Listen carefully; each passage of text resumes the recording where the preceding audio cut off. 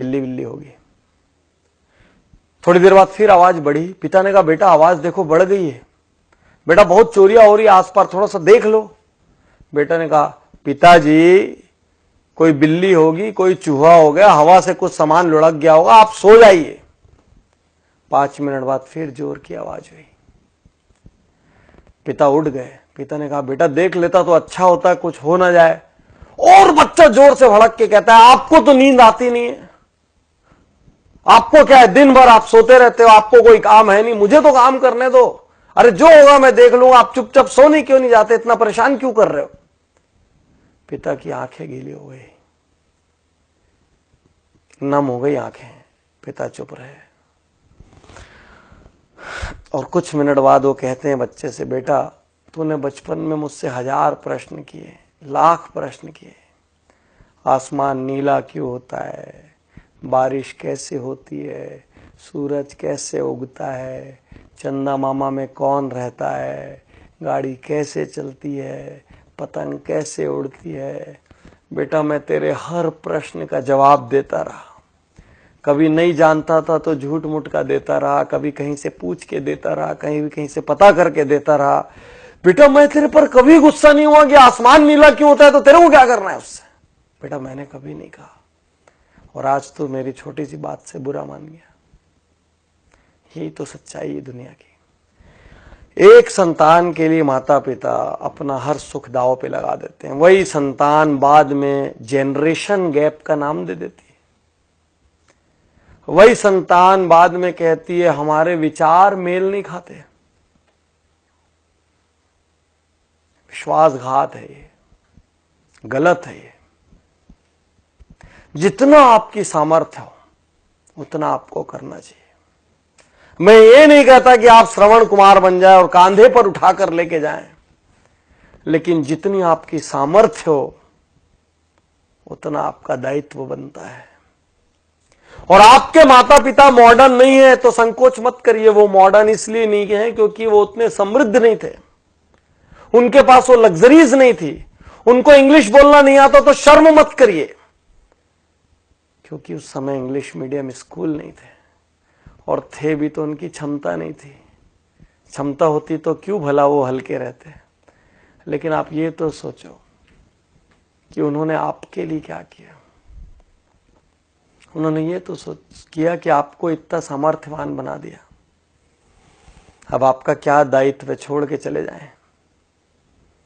अब आपका क्या दायित्व है बुढ़ापे में, जब उनको किसी के साथ की सबसे ज्यादा जरूरत है। अरे किसी जॉब की वजह से, असाइनमेंट्स की वजह से पास ना रह पाए तो हर दिन एक फोन तो कर सकते हैं,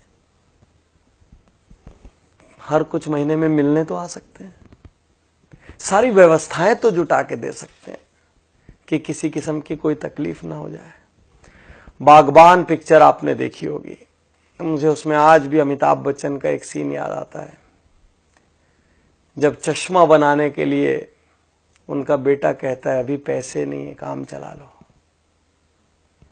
और छोटा सा बच्चा पैसे लाके देता है कि पापा पहले, दादाजी पहले चश्मे बनवा लो।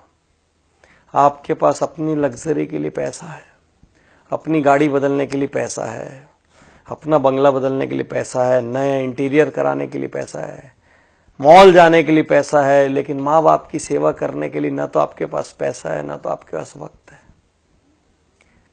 सिर्फ एक प्रश्न है, यदि आपकी संतान ने ऐसा किया तो आप क्या करेंगे। यदि आपकी संतान ने ऐसा किया तो आप क्या करेंगे। आप बोलेंगे नहीं मेरी संतान तो कर ही नहीं सकती, लेकिन आपके माँ बाप ने भी तो ये नहीं सोचा था ना कि आप ऐसा करेंगे, नहीं तो आपको दूध क्यों पिलाते, आपको बड़ा क्यों करते जब एक दिन विश्वासघात लेना था तो। आज आप जो कर रहे हैं ना वो कल आपके साथ भी हो सकता है। सोचिए, गणेश जी ने माता पिता के 3 चक्कर लगा लिए थे और उसी से उनका दुनिया का सारा चक्कर हो गया था। माता पिता हैं ये भी भाग्य की बात है। मैं ज्यादा जानता हूं, मेरे पिता का निधन जब मैं बहुत छोटा था तब हो गया था, और जब मैं सामर्थ्यवान हुआ तो मेरी माता का निधन हो गया। मैं सहानुभूति के लिए नहीं कह रहा हूं, मैं दुर्भाग्यशाली मानता हूं कि आज मैं जहां भी हूं, जिस मुकाम पर भी हूं, जितना सक्षम भी हूं, मेरे घर में कोई बड़ा नहीं है वो बांटने के लिए, और वो कमी खलती है हर पल। आज आपके पास है तो ग्रांटेड मत लीजिए। आप किसी देश में जॉब कर रहे हो, किसी शहर में जॉब कर रहे हो, एक कॉल अपने माँ बाप को कर सकते हैं। 2 मिनट के लिए व्हाट्सएप कम कर दीजिए, उस दिन 5 मिनट के लिए फेसबुक मत देखिए, कर सकते हैं। अपनी सैलरी का कुछ हिस्सा बिना किसी स्वार्थ के आप अपने माँ बाप के लिए रिजर्व कर सकते हैं, बिल्कुल कर सकते हैं, हक है उनका, और उनकी सारी जरूरतें पूरी हो जाएं। मैं ये नहीं कह रहा कि आप सब कुछ अपना छोड़ के कर दें, वो तो संभव नहीं है इस युग में, लेकिन जितनी सामर्थ्य है बिना स्वार्थ के कर सकते हैं। आप पूछ के देखिए। और यदि आपकी संतान ने ऐसा कर दिया ना साथियों, तो याद रखना ये बीज आपका बोया हुआ है। याद रखना आप, ये बीज किसी और ने नहीं बोया है। हर किसी से मैं कहता हूं, अपने माँ बाप का बहुत आदर करो, क्योंकि आपकी संतान वही करेगी जो आपको करते हुए देख रही है। आप माँ बाप का अनादर करो और अपनी संतान से कहो मेरा आदर करना संभव नहीं है। आप माँ बाप के लिए कमजोर खाना खिलाओ, माँ बाप के लिए कमजोर बर्तन रखो, माँ बाप के लिए अलग व्यवस्था रखो, अपने लिए सुपर डुपर व्यवस्था रखो, वो भी संतान देख रही है। याद रखना, याद रखना।